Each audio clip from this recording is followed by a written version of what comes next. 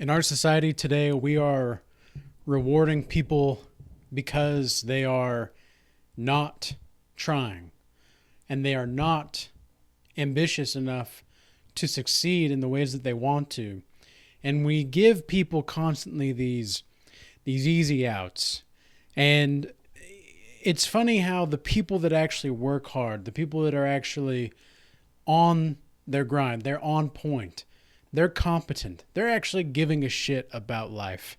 Those are the ones that are often most down, like looked down upon in our society, mainly because most of the people are not even trying. Like, they are, but they're only trying enough to get by.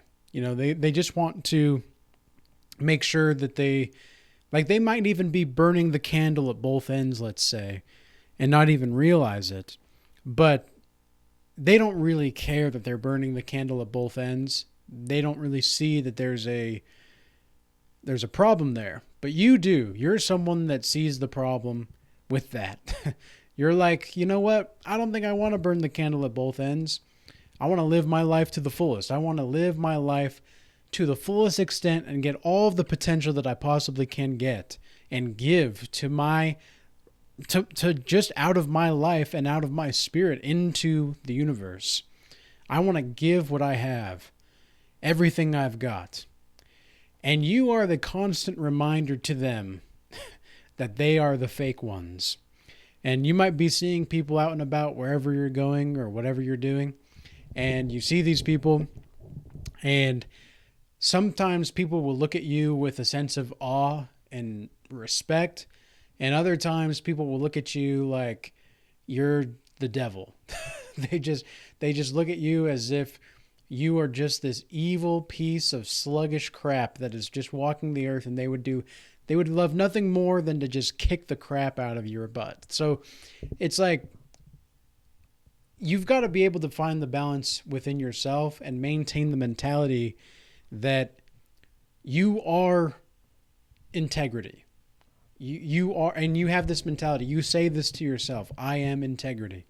I am the manifestation of integrity itself because I act in accordance to virtue. I act in accordance to values. I act in accordance to doing things that are prosperous for my life and the ones around me that I care about.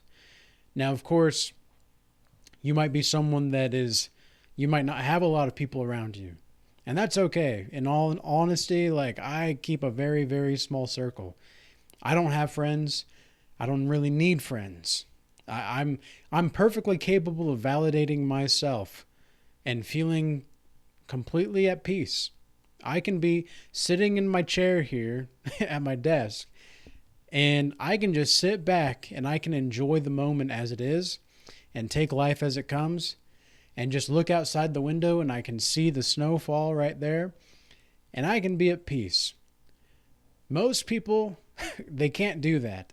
They need constant stimulation. They need constant consumption. They need constant anything to just make them feel something because they don't know how to make themselves feel alive internally. And so you're someone that, like, you got to be wary of the snakes out here, guys. You got to be wary of the snakes because you're someone that makes them feel like they actually have meaning in their life again. Many people have lost the meaning of their lives and they haven't known meaning for so long. They don't even know what it's like to have meaning until you show up. And you're the one that's being that light on the hill, like Jesus speaks about. You're the salt of the earth. And here you are, blessed with poverty in your spirit. Because you are, even though you're poor in spirit, you are rich. You are rich in everything else about your life. Because you are blessed in the sense that God made you this way. God made you to understand that poverty in your spirit means that you can actually attain wisdom. You can actually attain knowledge, and then you can actually integrate it into your life and use your darkness to fulfill and redeem you in a sense as well. Our darkness is something that us godly people, we embrace that kind of side of us. We understand that it can actually take the darkness within us to understand the true value of the light. And if we understand the value of the light, then we're going to be able to bless others' lives just as much, because we are that light on the hill. We are that light in the darkness. But we also embrace the dark. We embrace the dark. We're not scared of that. Many people are scared of their darkness, and in that scaredness of their darkness, they actually become the darkness itself. And that's where you do not want to be. You do not want to be the kind of person that is scared of the darkness within themselves so much that they have to relinquish their darkness onto other people so that they can feel like they're not in the darkness. They're not actually a part of the darkness. And so when they see you, they might be concerned about your mysteriousness. I made a video a while back on the mysteriousness pissing them off. And your mysteriousness does piss off, like your godly mysteriousness will piss off some people because they don't understand you. You're calm, cool, and collected. You've got yourself together. You're walking around like you own the place, but you're also humble enough to understand that you've got a lot to learn still. And this is going just to, you're just going to be that kind of person. You're the person that walks by and people say, like, who is that guy? Or who is that girl? You're that kind of person.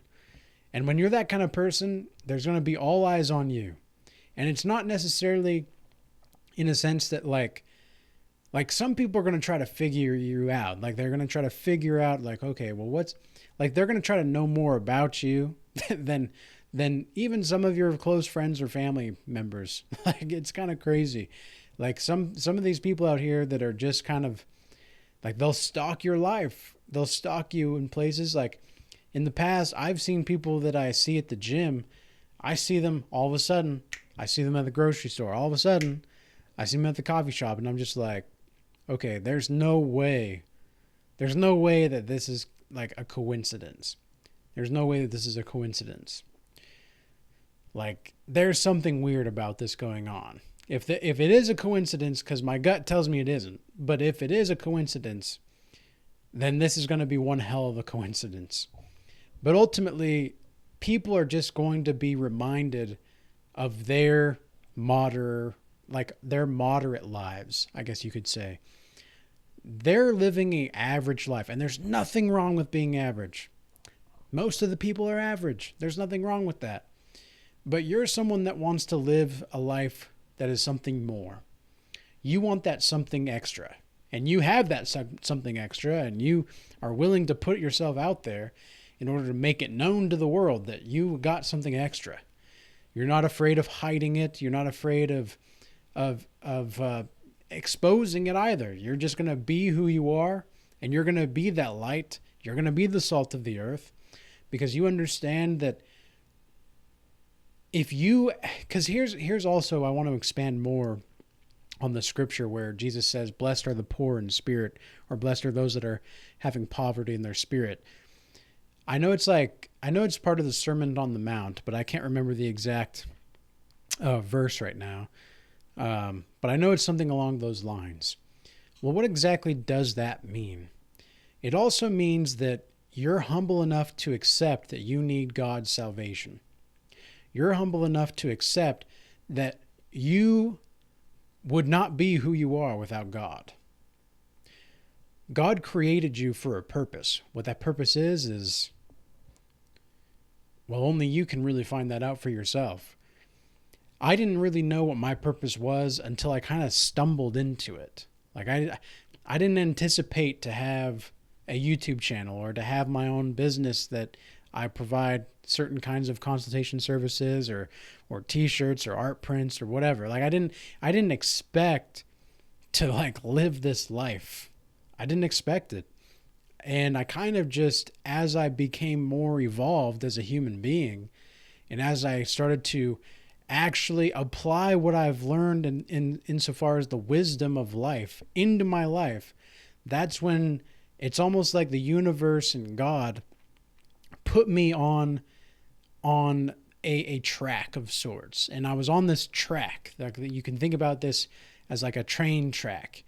And I was on this train track, and I was able to get on the train, and I was able to get off the train. But if I ever got off the train, that train, like another train, wouldn't be coming along on that rail for quite some time. And so I had to stay with it.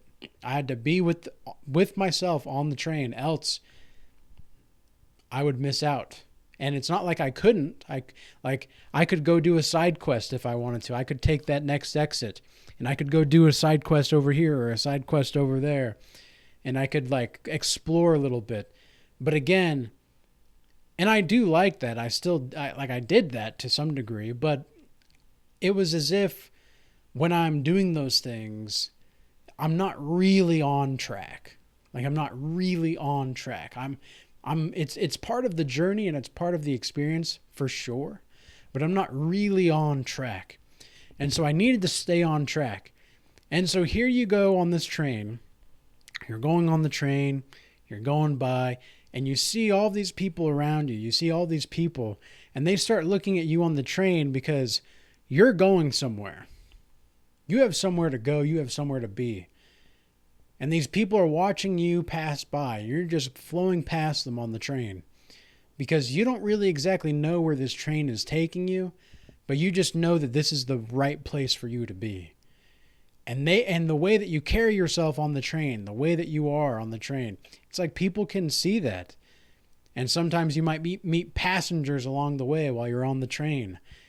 And some of the passengers are not going to like what you have to say, or they're not going to like who you are. That's just part of life. Like, you're not going to please everybody. And that's what so many people get wrong. Like, they think that they're supposed to be liked by everybody. And look, being liked is a valuable trait, because being liked can get you into the door with a lot of different places and a lot of different things. Obviously, people wouldn't hire you at a job, for example, unless they liked you to some degree. Like, if you were a likable person. But at the same time, you being a godly person, you're going to piss some people off just because you're bringing the truth to the light. And some people want the truth to stay in the dark. And those are the ones that are actually a part of the darkness itself. And they don't want to see you move forward into the light. And they don't want to see others move forward into the light. Why? Because it goes back to like Plato's allegory of the cave. What happened when for those of you that know, in Plato's allegory of the cave, there's a bunch of people chained up to facing the wall, and they can only see the shadows on the wall, and the people that are playing with the puppets next to the campfire, those people are shining the shadows on the wall. So everybody that is chained to the wall that can only face the wall think that like the elephant or the tree, the shadow thereof on the wall, is what it is. But then one day, one person gets unchained from that link of people, and they go outside of the cave and they see the tree and they see the elephant, they see the reality. And then the person goes back inside to the cave and says, hey, look, like there's actually stuff outside of the cave. Like that stuff on the wall, that stuff ain't real. And the people all around think this other person's crazy. Even though the other person has seen the reality of the situation. The person has seen reality itself. And these people think that shadows on the wall are going to be more real than anything else. This is what it's like to wake up to spirituality. This is what it's like to be waking up to the truth of reality. You understand that life is a multidimensional level of being. You understand that there's a lot of different kinds of opportunities for you to have in this life, and you can go forward on your own path if you really wanted to. Many people are scared to go on their own path. They don't want to go on their own train. They don't want to go where they feel like they need to go, because it's going to take commitment and it's going to take effort. And a lot of people know that it takes commitment and it takes effort, and they'll be committed. They'll be putting in the effort for quite some time. But what happens? What happens to these kinds of people? What happens is life. Like, life actually hits us really hard sometimes. And are you resilient? Are you able and prepared to face adversity?